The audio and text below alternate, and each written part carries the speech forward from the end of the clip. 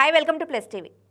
జనరల్గా ఏ పార్టీ అయినా పోటీ చేసినప్పుడు ఏమనుకుంటుంది, మేము ఖచ్చితంగా ఎలక్షన్స్లో గెలవాలి అనే ఉద్దేశంతోనే పోటీ చేస్తుంది. కానీ మేము గెలవద్దు, మాకు ఇన్ని ఓట్లు వస్తే చాలు, మాకు ఇంత ఓట్ బ్యాంక్ వస్తే చాలు అని చెప్పేసి ఏ పార్టీ అయినా పోటీ చేసేటప్పుడు మీరు చూసిరా? అట్లీస్ట్ అలా అనుకుంటారా? ఎవ్వరూ అనుకోరు. నార్మల్ క్యాండిడేట్స్ నామినేషన్స్ వేసినప్పుడు కూడా అలాగే ఆలోచిస్తారు. మేము గెలవాలి, ఖచ్చితంగా ఎంత డబ్బైనా ఖర్చు పెడతాం, మేము ఏమైనా చేస్తాం, మేము గెలవాలి అనే ఉద్దేశంతోనే పోటీ చేస్తారు. కానీ ఇక్కడ ఒక పార్టీ ఏం చేస్తుందనంటే, మాకు ఇంతే ఓట్ బ్యాంక్ కావాలి, మాకు ఇన్ని ఓట్లు వస్తే చాలు, మా గౌరవం కొంచెమైనా ఉంటుంది, అట్లీస్ట్ మాకు గౌరవం ఉంటుంది, మా పరువు పోకుంటుండది అని అనుకుంటున్నారు. ఆ పార్టీ ఇంకేదో కాదు, బీజేపీ పార్టీ. ఇప్పుడు జూబ్లీ హిల్స్ ఎలక్షన్స్లో బై ఎలక్షన్స్ వచ్చినాయి కదా, అయితే Congress party, BRS party, BJP party గట్టిగానే పోటీ చేస్తున్నాయి అనుకుంటున్నారు అందరూ. కాకపోతే ఇక్కడ బీజేపీ పార్టీ వాళ్ళకి చాలా భయం క్రియేట్ అయిందట. ఎందుకు అనంటే, మాకు అట్లీస్ట్ డిపాజిట్ వస్తే చాలు అనే ఉద్దేశంతోనే ఉన్నారంట వాళ్ళు. ఆ భయం క్రియేట్ అయిందట.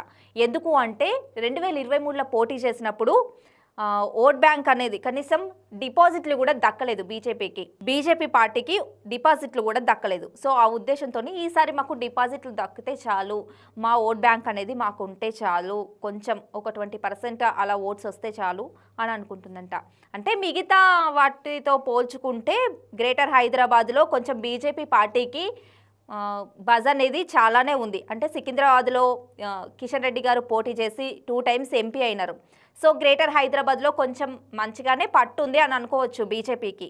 కానీ ఇప్పుడు జూబ్లీ హిల్స్ ఎలక్షన్స్ వచ్చేసరికి ఏం ఆలోచిస్తుందంటే, మాకు అట్లీస్ట్ గౌరవప్రదంగా మా పరువు పోకుండా ఉండడానికి మాకు డిపాజిట్లు దక్కితే చాలు.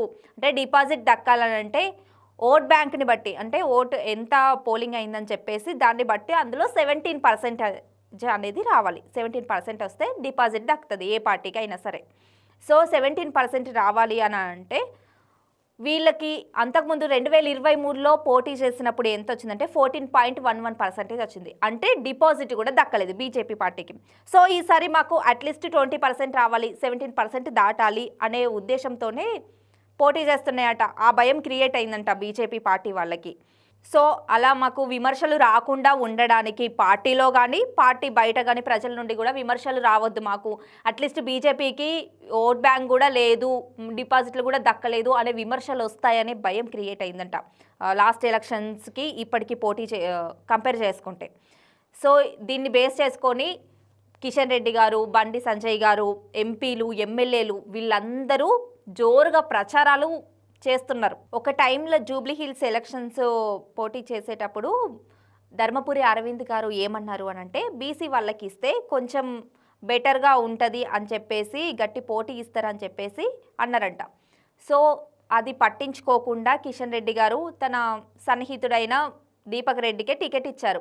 సో ఇలా ఒకవేళ మాకు డిపాజిట్లు దక్కకపోతే, మేము గెలవడం పక్కన పెడితే, మాకు డిపాజిట్లు దక్కకపోతే ఇటు పార్టీలోనూ అటు బయట రెండింటి నుండి విమర్శలు ఎదుర్కోవాల్సి వస్తుంది అని చెప్పే ఉద్దేశంతో మాకు అట్లీస్ట్ 20% ఓటు కావాలి, ఓట్ బ్యాంక్ అనేది ఉండాలి, మేము చెప్పుకోవడానికి ఓట్ బ్యాంక్ మాకు ఇంత ఉంది, మాకు డిపాజిట్లు దక్కినాయి అని చెప్పుకోవడానికి ఇంత ఉంటే చాలు, మా పరువు పోకుండా ఉంటే చాలు అని ఇప్పుడు బీజేపీ అనుకుంటుందట.